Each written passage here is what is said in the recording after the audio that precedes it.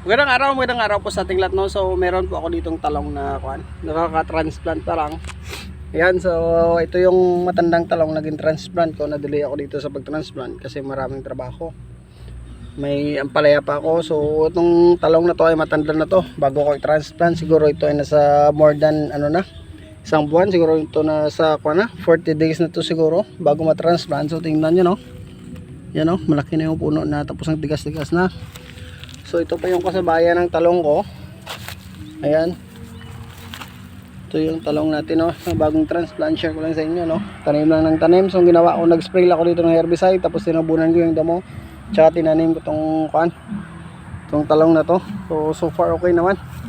Yan, so buhay na sila, no. So ito ay 3 days na from transplant. So ito ay naghihingi ng abono. So kailangan na nito yung abono. So ito na pala yung nauna kong ito yung una kong talong naging transplant. So ipakita ko sa inyo, no. Dito na, no. Yan, so madamo na. So ito naman yung gagawin ko kasi tapos na ako sa ampalaya. So ito, dito naman tayo mag-focus, no. So kung sabay sila na-transplant, so ganito na siguro sila kalaki. Pero habol yan kapag maabunuan. So tingnan nyo, no.